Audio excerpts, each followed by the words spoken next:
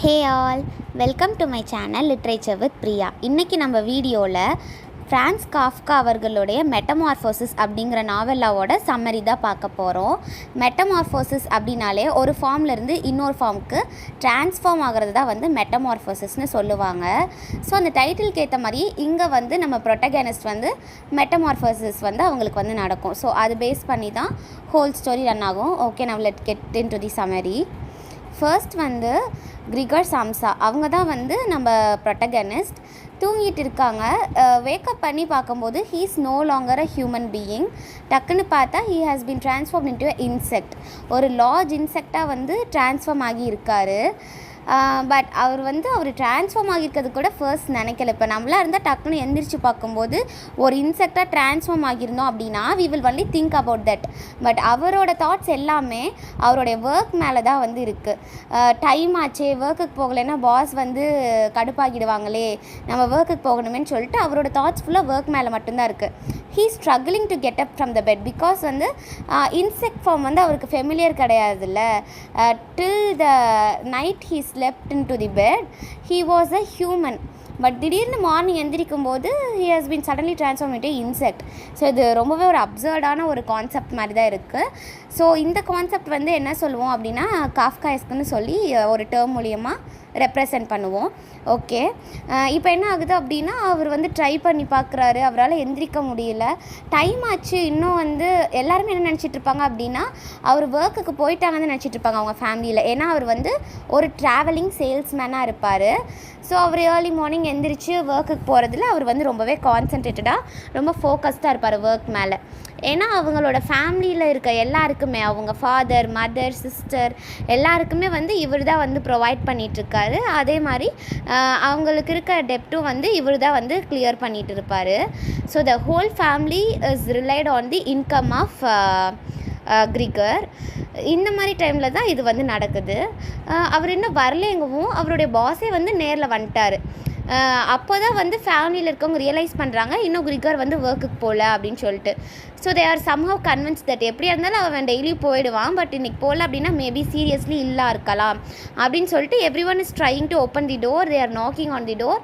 But கிரிகர்னால் வந்து open பண்ண முடியல அண்ட் ரெஸ்பாண்ட் பண்ண ட்ரை பண்ணுறாரு. But it is not that clear. அந்த ஹியூமன் வாய்ஸ் வந்து அவ்வளோ ஒரு கிளியராக அவரால் வந்து இது பண்ண முடியலை. ரொம்பவே ஸ்ட்ரேஞ்சாக அவரும் ஃபீல் பண்ணுறாரு. But somehow he end up getting from the bed.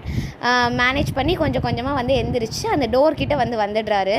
But still அவரால் வந்து ஓப்பன் பண்ண முடியல.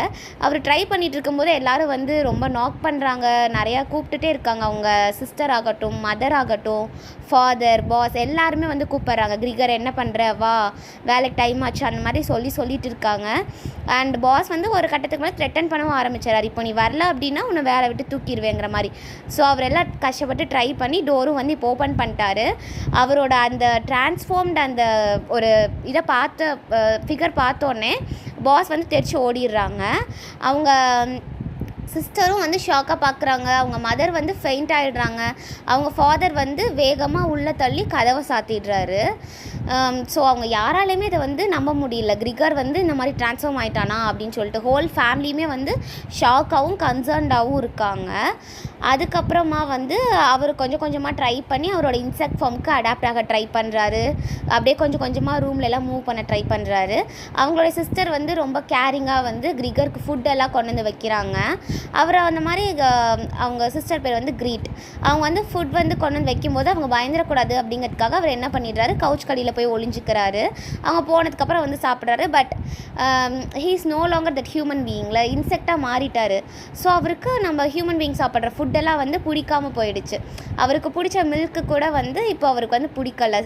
ஒரு மாதிரி ஸ்ட்ரேஞ்சாக ஃபீல் பண்ணுறாரு, டிஸ்கஸ்டிங்காக ஃபீல் பண்ணுறாரு. அந்த டேஸ்ட்டெல்லாம் அவருக்கு பிடிக்கல. இதை வந்து கொஞ்சம் கொஞ்சமாக அவங்க சிஸ்டர் ரியலைஸ் பண்ணிவிட்டு rotten and left over food வந்து கிரிகருக்கு வந்து சாப்பிட்றதுக்கு வந்து வச்சுட்டு போகிறாங்க. அவர் he's deeply moved by her அஃபெக்ஷன்னே சொல்லலாம். ஏன்னா அவர் இன்செக்டாக மாறியும் கூட இந்த சடன் ட்ரான்ஸ்ஃபர்மேஷனாக இருந்தாலும் சிஸ்டர் வந்து இன்னும் நம்மளுக்கு கேர் பண்ணுறாங்களே அப்படின்னு சொல்லிட்டு அவருக்கு ரொம்பவே வந்து அவங்க சிஸ்டர் மேலே ரொம்பவே அஃபெக்ஷனேட்டாக இருக்கார். அவர் என்ன தான் இன்செக்டாக மாறி இருந்தாலும் அவருக்கு வந்து ஹியூமன் ஃபீலிங்ஸ் இருக்குது அப்படிங்கிறத சிம்பிளைஸ் பண்ணுற விதமாக இது வந்து இருக்குது. அண்ட் அதுக்கப்புறம் அவர் ரூமில் ஃப்ரீயாக மூவ் ஆகுறாரு. அப்புறம் அவர் இன்னும் நல்லா ஃப்ரீயாக மூவ் ஆகணும் அப்படிங்கிறதுக்காக அவங்க சிஸ்டரும் மாமும் என்ன பண்ணுறாங்க அப்படின்னா, ஓகே இங்கே இருக்க ஃபர்னிச்சர்லாம் கிளியர் பண்ணிட்டா he will be able to move freely அப்படின்னு சொல்லிட்டு என்ன பண்ணுறாங்கன்னா ஃபர்னிச்சர்லாம் ரிமூவ் பண்ணிட்டு இருக்காங்க. ஸோ கிரிகருக்கு வந்து அவரோட அந்த ஹியூமன் வேர்ல்டுக்கு இருக்க கனெக்ஷனே வந்து அட்லீஸ்ட் இதெல்லாம் மட்டும்தான் இருக்குது. ஏன்னா already he is been confined into his room. Already அவர் ரொம்ப தனிமையாக ஃபீல் பண்ணுறாரு, ஐசோலேட்டடாக தான் ஃபீல் பண்ணிகிட்டு இருக்காரு. ஏன்னா அந்த டோருக்கு வெளியில் இருக்கிறது ஹியூமன் வேர்ல்டாகும், இங்கே அவர் வந்து தனியாக அவரோட ரூம்குள்ளே இருக்கிற மாதிரியும் நம்ம வந்து எடுத்துக்கலாம். So completely is disconnected from the human world. இப்போ இந்த ஃபர்னிச்சரும் ரிமூவ் பண்ணுறனால he will be completely disconnected. அந்த ஒரு கடைசி ஒரு ஹோப் இருக்குன்னு சொல்லுவாங்கள்ல, அந்த கனெக்ஷன் டு ஹியூமன் வேர்ல்டு கூட போகிற மாதிரி ஃபீல் பண்ணி அவர் என்ன பண்ணுறாரு, அவங்களோட ஒரு ஃபேமிலி போர்ட்ரைட் ஒன்று வந்து இருக்கும், அந்த ஃப்ரேமில் போய் he clings to it. அப்போயாவது ரிமூவ் பண்ணாமல் இருப்பாங்கன்னு சொல்லிட்டு he is clinging to that photo frame. But அந்த ஃப்ரேமில் அவர் கிளிங் ஆகிட்டு இருக்கிறத பார்த்துட்டு அவங்க அம்மா வந்து திரும்ப வந்து மயக்கம் போட்டு விழுந்துடுறாங்க. அவருக்கு புரியல ஏன் அவங்க அம்மா மயக்கம் போட்டு விழுந்துட்டாங்கன்னு சொல்லிட்டு. ஸோ அவர் வந்து பார்க்க போகிறாரு. பிகாஸ் அவர் என்னது இன்செக்டாக மாறினாலும் இன்னும் அவருக்கு அந்த ஒரு இமோஷனல் கனெக்ட் இருக்குதுன்னு பார்த்தோம்ல. ஸோ போய் பார்க்க போகிறாரு. அவங்க அப்பாவுக்கு வந்து புரிஞ்சிருச்சு, ஓகே கிரிகர்னால தான் வந்து இப்போ அவங்க அம்மாவுக்கு வந்து மயக்கம் வந்துச்சுன்னு சொல்லிட்டு ரொம்ப கடுப்பாகி ஆப்பிள்ஸ் எல்லாம் எடுத்து அட்டாக் பண்ண ஆரம்பிச்சார். He is throwing the apples on Gregor. And நிறைய ஆப்பிள்ஸ் அவர் மேலே பட்டுருச்சு. அண்ட் ஒரு ஆப்பிள் வந்து பேக்லேயே வந்து ஹிட் ஆகிடும். And now Gregor is deeply injured, ரொம்பவே வீக் ஆகிடுறாரு. இதுக்கெல்லாம் நடுவில் வந்து ஃபேமிலி ஆல்ரெடி ஒர்க் பண்ண ஸ்டார்ட் பண்ணிடுவாங்க. அவங்க அப்பாவும் ஒர்க் போக ஆரம்பிச்சிடுவாங்க, அவங்களோட சிஸ்டரும் ஒர்க் போக ஆரம்பிச்சிடுவாங்க, அவங்க மதரும் வந்து சீவிங் பண்ணுவாங்க. So somehow the family has to manage to survive. So everyone goes to work because they can no longer rely on Grigor. ஏன்னா இத்தனை நாள் அவங்களோட livelihood is completely depend on Gregor. But now it is no more, as he is a human no more and they have to work for their survival. அதனால வந்து எல்லாருமே வந்து work போக ஆரம்பிச்சிட்டாங்க. அண்ட் ஒரு கட்டத்துக்கு மேலே என்ன ஆகிடுது, he is been completely confine into his room. இப்போ அவர் வந்து ரொம்பவே டீப்லி இன்ஜூர்ட் ஆகி அந்த ரூமில் இருக்கார். அண்ட் இந்த சைடு என்ன ஆகுது அப்படின்னா, என்ன தான் 3 பேர் ஒர்க் பண்ணாலும் இன்னும் they are struggling from poverty. So வந்து என்ன டிசைட் பண்ணுறாங்கன்னா, ஓகே நம்ம வீட்டு வந்து கொஞ்சம் ரெண்ட்டுக்கு விடலான்னு சொல்லிட்டு ஒரு பார்ட் ஆஃப் த ஹவுஸ் வந்து ரெண்ட்டுக்கு விடுறாங்க. அப்போ அங்கே ரெண்ட்டுக்கு இருக்கவங்க வந்து அந்த கெஸ்ட்டை வந்து என்டர்டெயின் பண்ணுறதுக்காக நம்ம கிரீட் வந்து வயலின் ப்ளே பண்ணிகிட்டு இருக்காங்க. அந்த வயலினோட மியூசிக் கேட்டு நம்ம கிரிகர் அந்த ஒரு இமோஷ்னல் கனெக்ட், அந்த ஹியூமன் வேர்ல்டு கூட இருக்க கனெக்ட்னால என்ன பண்ணுறாரு, அந்த மியூசிக் கேட்டுட்டு அப்படியே வெளியில் வராரு. ஸோ இவரை பார்த்தோன்னே ரொம்ப ஒரு மாதிரி டிஸ்கஸ்டாக த்ரெட்டண்டாக ஃபீல் ஆகி த guest will run away without even paying the rent. So இது வந்து அந்த குடும்பத்தை வந்து ரொம்பவே வந்து கோவப்படுத்திடும். ஸோ எல்லாருமே இத்தனை நாள் கேர் பண்ணிட்டு இருந்தாங்க, அந்த சிஸ்டர் கூட கொஞ்சம் கொஞ்சமாக கேர் பண்ண ஸ்டாப் பண்ணிட்டு இருந்தாங்க. But now she has been completely stopped that. என்ன வார்த்தை சொல்கிறாங்க அப்படின்னா, this creature is no more my brother அப்படின்னு சொல்லிடுறாங்க.